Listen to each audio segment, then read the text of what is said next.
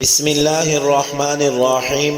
حضرت جابر بن عبداللہ رضی اللہ عنہما فرماتے ہیں رسول اللہ صلی اللہ علیہ وسلم نے کفن کے کپڑوں کی قلت کی وجہ سے غزوہ احد کے دو شہیدوں کو ملا کر ایک ہی کپڑے میں کفن دیا۔ آپ صلی اللہ علیہ وسلم دریافت فرماتے ان میں قرآن کسے زیادہ یاد ہے؟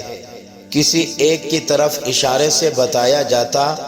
آپ صلی اللہ علیہ وسلم بغلی قبر میں اسی کو قبلے کی جانب آگے رکھتے۔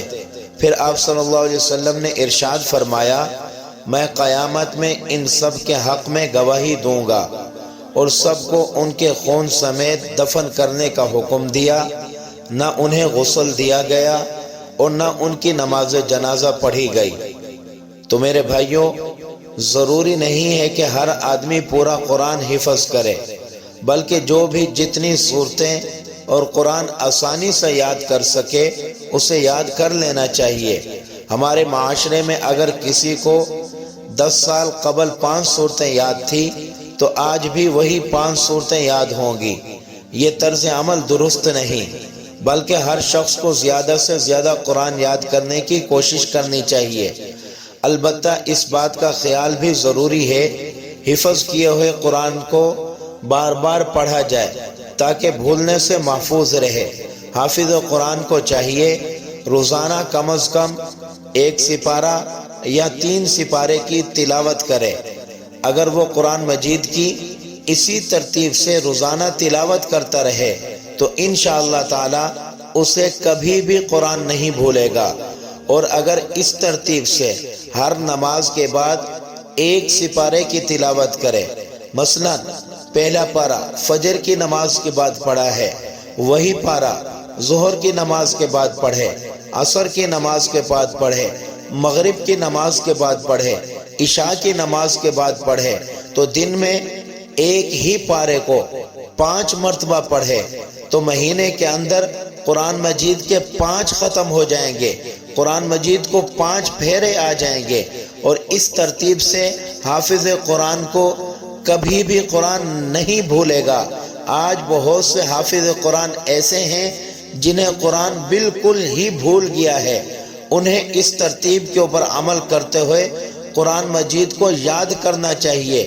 قرآن مجید ہی سے اللہ رب العزت گھر میں برکتیں لاتے ہیں، گھر کے اندر ہر قسم کی پریشانیاں دور ہو جاتی ہیں، گھر کے اندر تکلیفیں دور ہو جاتی ہیں، گھر کے اندر بیماریاں ختم ہو جاتی ہیں۔ قرآن اللہ رب العزت کا کلام ہے۔ قرآن ہی کل قیامت والے دن ہماری شفاعت فرمائے گا، قرآن ہی ہمیں جنت میں لے جائے گا۔